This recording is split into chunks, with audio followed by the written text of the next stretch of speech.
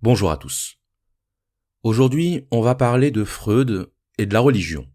Dans la précédente vidéo consacrée à Descartes, on a vu à quel point les domaines de la foi et de la raison pouvaient être des domaines totalement irréconciliables.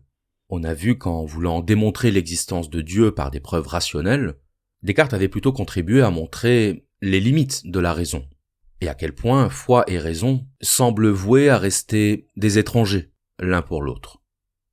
Et on va voir aujourd'hui avec Freud qu'une autre approche du rapport entre foi et raison est possible. Il ne s'agira pas de démontrer rationnellement l'existence de Dieu, mais il s'agira de comprendre rationnellement les origines de la croyance en Dieu. Il s'agira de comprendre pourquoi l'homme croit en Dieu, et pourquoi il a créé la religion. Freud est un médecin du 19e et du 20e siècle, fondateur de la psychanalyse, et c'est quelqu'un qui s'inscrit résolument dans le courant matérialiste.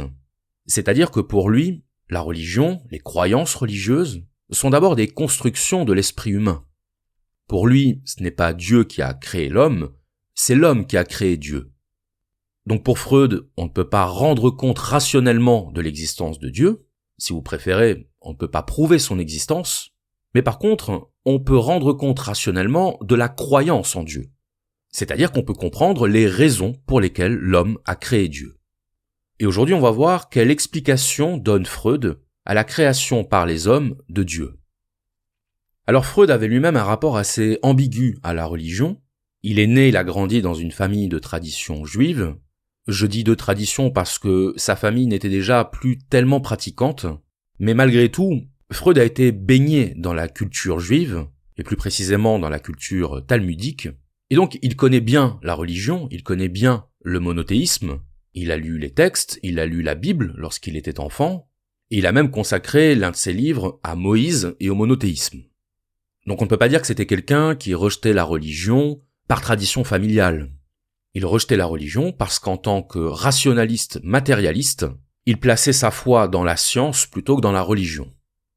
Mais même si Freud n'était pas lui-même croyant, même s'il était hostile à la religion, il s'y intéresse parce qu'il y voit un phénomène humain tout à fait révélateur de la nature humaine, tout à fait révélateur de la nature de son psychisme et de son besoin d'idole. Freud était absolument fasciné par le psychisme humain, et pour lui, toute croyance est d'abord la manifestation d'un désir. Je vous renvoie à ma vidéo sur Freud et l'inconscient. Freud considère que notre vie psychique est entièrement gouvernée par nos désirs.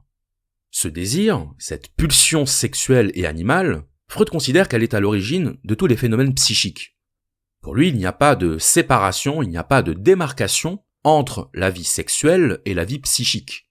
Puisqu'en réalité, la vie psychique n'est que le résultat, n'est que le prolongement de la vie sexuelle. Ça ne veut pas dire qu'on pense tout le temps au sexe, mais ça veut simplement dire que la pulsion sexuelle ne cesse jamais d'alimenter notre psychisme. Ça signifie que toutes nos pensées et tous nos désirs sont d'origine sexuelle. Alors vous allez me dire, en quoi est-ce que la religion peut bien avoir une origine sexuelle ? Et effectivement, dit comme ça paraît assez improbable. Ça paraît assez étrange. Mais en fait, c'est pas exactement comme ça qu'il faut comprendre les choses. Pour comprendre le phénomène religieux et la croyance des hommes en Dieu, il va être nécessaire, nous dit Freud, de revenir au fondement. Ce que nous dit Freud donc, c'est que l'être humain est d'abord un être de désir, un être de pulsion. C'est un être qui est fondamentalement animé par l'agressivité, par la violence, par l'instinct de destruction et d'autodestruction. Autrement dit, fondamentalement, l'être humain n'est pas adapté à la vie sociale. Et quand je dis qu'il n'est pas adapté à la vie sociale, il faut comprendre qu'il n'est pas naturellement enclin à vivre avec les autres. Il n'est pas naturellement enclin à respecter l'autre. L'homme est animé par sa pulsion désirante, pulsion de domination. Il n'est pas naturellement altruiste. Il n'est pas naturellement bienveillant avec ses semblables. Et c'est parce que l'être humain est animé de cette pulsion d'agressivité qu'il a besoin d'être gouverné par un chef. Un chef, c'est-à-dire une autorité qui va canaliser la pulsion de la foule afin d'éviter que le peuple ne s'autodétruise. Donc là, vous reconnaissez l'anthropologie de Hobbes, l'idée que l'homme est un loup pour l'homme. Et chez Freud, la foule ne peut être canalisée dans sa pulsion que s'il pèse sur elle la menace d'un châtiment. Autrement dit, c'est par crainte du châtiment que la foule va en rabattre sur son agressivité. C'est donc, là encore, une passion qui vient canaliser une autre passion. C'est-à-dire que c'est la crainte qui vient canaliser l'agressivité. C'est la crainte du chef, la crainte de l'autorité, qui va pousser les individus à rester pacifiques et à retenir leur pulsion, à la réprimer et à la refouler. La répression et le refoulement, ce sont des phénomènes psychiques par lesquels on empêche la pulsion de s'extérioriser. On l'empêche de se manifester et de causer des dégâts. Vous imaginez bien que si, à chaque fois que vous sortez dans la rue, vous avez la possibilité de vous faire sauter dessus par quelqu'un qui va vouloir vous tuer, ou qui va vouloir vous agresser d'une manière ou d'une autre, ce serait un petit peu compliqué de vivre en société. Donc il faut bien d'une manière ou d'une autre que les individus se retiennent. Et se retenir, c'est-à-dire contredire sa pulsion, l'empêcher de se manifester, c'est ça que Freud appelle la répression et le refoulement. La différence entre les deux étant simplement que la répression s'effectue à un niveau conscient, tandis que le refoulement, lui, s'effectue à un niveau inconscient. Et donc ce besoin de la foule d'être sous l'autorité d'un chef qui détient le pouvoir et qui peut inspirer la crainte à la foule, Freud y voit une analogie avec le comportement infantile, la tendance infantile à avoir besoin d'une autorité. Parce que pour Freud, la foule est infantile. Elle est infantile par essence. Et parce qu'elle est infantile, elle a besoin d'un père. Elle a besoin d'une autorité directrice. Directrice au sens où elle va lui donner une direction. Et pourquoi est-ce que la foule a besoin d'être guidée ? Eh bien parce que l'autorité, ça rassure. L'autorité, ça donne un cadre, ça donne des repères. L'autorité, c'est ce qui permet de ne pas se poser de questions. Et donc, paradoxalement, c'est ce qui permet de se déresponsabiliser, de s'abandonner au contrôle de l'autorité. L'enfant est sous l'autorité de ses parents, c'est ce qui fait que ce sont ses parents qui sont responsables de ses actes. Alors évidemment, l'absence de responsabilité de l'enfant, ça ne veut pas dire que l'enfant a le droit de faire tout et n'importe quoi. Justement, c'est parce que l'enfant va devenir un adulte qu'il doit acquérir le sens de la responsabilité. Mais tant qu'il est enfant, tant qu'il est sous l'autorité parentale, c'est le parent qui endosse la responsabilité. Et donc l'autorité parentale, l'enfant peut parfois la rejeter, la remettre en cause, mais il n'empêche que cette autorité, elle le rassure. Elle le rassure parce qu'elle lui permet de ne pas avoir à assumer les conséquences de ses décisions. Et elle le rassure également parce que l'autorité parentale va de pair avec la protection. Qu'est-ce que c'est que la figure paternelle ? La figure paternelle, c'est la figure qui inspire à la fois l'amour et la crainte. La figure paternelle, c'est celle à qui on craint de ramener une mauvaise note. C'est celle dont on redoute la réaction si elle apprend qu'on a fait quelque chose de mal. C'est la figure qui porte en elle à la fois la promesse d'une protection et la menace d'un châtiment. Et c'est pour cette raison que, dans un schéma éducatif traditionnel, la figure du père est considérée comme structurante. Structurante au sens où elle donne des repères entre le bien et le mal, des repères entre l'acte juste et la faute. L'acte juste qui recevra une récompense et la faute qui sera punie. Évidemment, c'est un paradoxe parce qu'on retrouve dans cette figure du père deux aspects contradictoires, à la fois la protection et la punition. Le père est à la fois aimé et redouté. Mais pour Freud, il n'y a pas de contradiction à éprouver des sentiments contradictoires. C'est-à-dire qu'éprouver des sentiments contradictoires, pour Freud, c'est un petit peu le lot commun. La fascination peut aller de pair avec la répulsion, de la même façon qu'on peut être attiré par des choses qui nous font du mal. C'est pas incompatible, ce n'est pas illogique. Et selon Freud, c'est parce que l'être humain a besoin d'une figure autoritaire suprême qu'il a inventé Dieu. Et donc ce n'est pas un hasard si, dans la plupart des religions monothéistes, Dieu est représenté sous les traits d'une figure paternelle. On dit bien Dieu le Père, parce que le Père, c'est celui qui assure l'ordre, qui récompense et qui punit, qui donne une direction, et dont la force lui permet d'imposer ses décrets. Un père qui peut déployer une colère terrifiante, mais qui peut aussi se montrer protecteur. Et c'est pourquoi le Dieu de l'Ancien Testament est un Dieu absolument impitoyable envers les fautes humaines. On pense évidemment à l'exemple de Sodome et Gomorrhe dans la Bible et dans le Coran, avec la destruction de la ville de Sodome par le soufre et le feu. Sodome dont le péché est énorme, nous dit la Genèse. Vous savez, c'est quand Dieu envoie 2 de ses anges pour vérifier que le péché est caractérisé, et lorsque la confirmation lui est donnée, Dieu décide de détruire Sodome et la ville voisine, Gomorrhe, afin de laver le péché. Vous voyez, c'est une manière un petit peu autoritaire d'exercer la justice, mais ça montre là encore que la punition est associée à cette idée de justice, à cette idée de rétablir le bien. Et donc en créant Dieu, les hommes ont créé une sorte de père surpuissant, le père omnipotent et omniscient, omniscient signifiant qu'on ne peut rien lui cacher. C'est ça aussi qui inspire la crainte de Dieu chez les hommes. C'est son omniscience. On ne peut pas pécher en cachette. On ne peut pas pécher quand Dieu a le dos tourné. Parce que Dieu, il a des yeux derrière la tête. Et on ne peut pas l'arnaquer. C'est ça l'idée. On ne peut pas arnaquer Dieu et faire passer le péché sous le tapis. C'est pas possible. Et comme il est omnipotent, comme il a les pleins pouvoirs, bien ça signifie qu'on ne pourra pas s'extraire de son châtiment. On ne pourra pas empêcher que la sanction tombe. Autrement dit, qu'aucun péché ne restera impuni. D'où l'invention de l'enfer, qui est le lieu où finiront les méchants, à qui il est promis une vie éternelle de souffrance, tandis que les justes, ceux qui auront accompli le bien, eux, auront la récompense d'une vie heureuse, éternelle. Donc c'est ce schéma binaire, ce schéma dualiste, entre la récompense et la punition, qui caractérise le mieux, selon Freud, la figure paternelle. La figure paternelle, elle est à la fois bienveillante et protectrice, mais elle est également sévère et punitive. Et le lien entre ces 2 tendances, ces 2 pôles, c'est la justice. La justice qui récompense les bons et qui punit les méchants. Et vous voyez, quand je dis ça, ça a l'air très infantile, ça a l'air très puéril. Mais justement, pour Freud, c'est parce que c'est infantile que c'est la réalité. C'est parce que c'est infantile que ça correspond très exactement à ce que sont les hommes. Les hommes sont des enfants. Et en tant qu'enfants, ils ont besoin de schémas binaires. Ils ont besoin d'une autorité législatrice qui leur indique clairement la direction.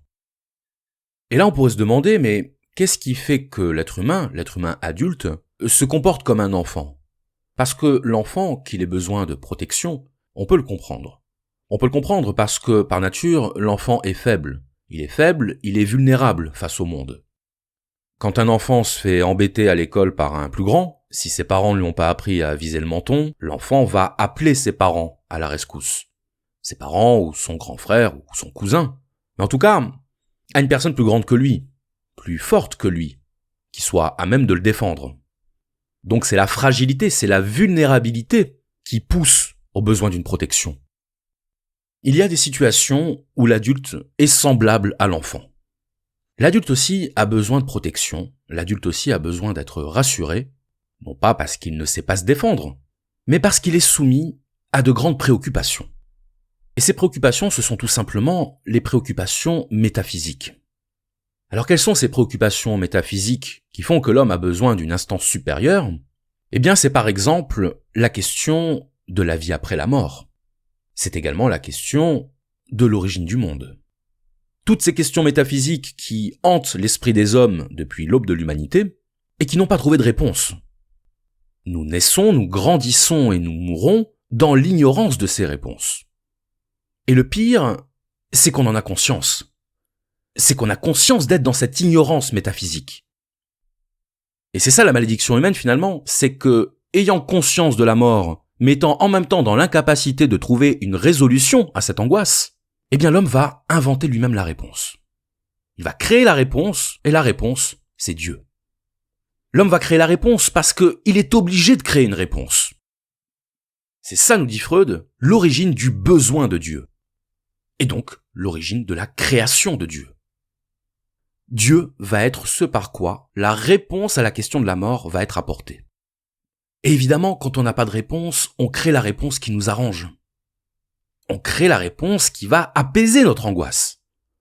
Donc c'est un peu le pendant de la solution de Pascal. Pascal nous disait que parce qu'il est incapable de demeurer en repos dans une chambre, autrement dit parce qu'il est incapable de faire face à l'idée de la mort, l'homme a besoin de dévier son attention par le divertissement. Il a besoin de s'occuper l'esprit pour ne pas être absorbé dans la spirale du questionnement métaphysique.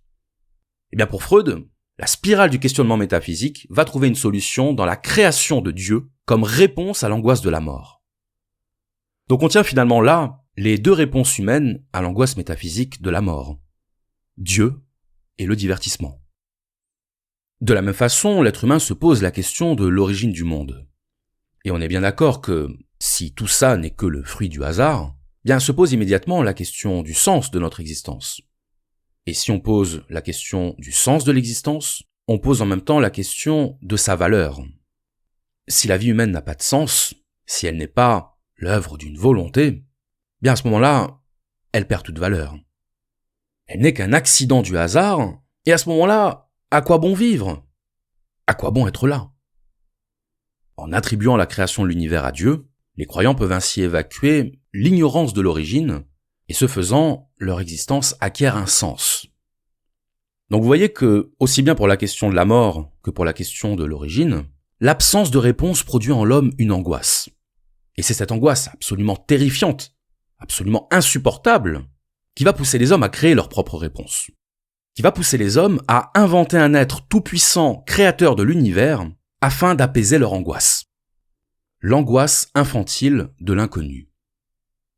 Je précise ici que cette vision de la religion développée par Freud, on la trouve essentiellement développée dans un de ses livres qui s'appelle « L'avenir d'une illusion », publié en 1927, et si je ne le précise que maintenant, c'est justement pour qu'on s'arrête un instant sur ce terme d'illusion. Je vous ai dit en début de vidéo que Freud était quelqu'un de très hostile envers la religion, et on pourrait voir dans l'utilisation de ce terme d'illusion un jugement péjoratif sur la religion. Et donc par conséquent, un jugement péjoratif sur le besoin humain de se rattacher à Dieu. Mais en réalité, il faut entendre le mot illusion dans son sens primaire, dans son sens étymologique. Illusion, ça vient du verbe latin illudere, qui signifie jouer. Jouer au sens théâtral, au sens de représentation. Et il se trouve justement que une illusion, c'est une représentation mentale, une représentation de l'esprit. Une illusion, c'est une projection, c'est une image. C'est un fantasme. Fantasia en grec, ça veut dire image. Freud n'est pas du tout méprisant envers cette illusion, simplement, il veut dire que c'est un besoin humain de se raccrocher à des images, de se raccrocher à des représentations, parce que sinon, la vie serait trop insupportable. L'esprit humain a besoin de créer des fictions pour pouvoir se maintenir dans l'existence. Et nous autres, êtres humains, nous ne pourrions pas supporter l'existence si nous n'avions pas de réponse à ces questions métaphysiques. Nous ne pourrions pas maintenir notre équilibre psychique si nous vivions en permanence avec l'idée que notre existence n'a aucun sens, que notre vie n'a pas de valeur et que nous ne vivons que pour mourir.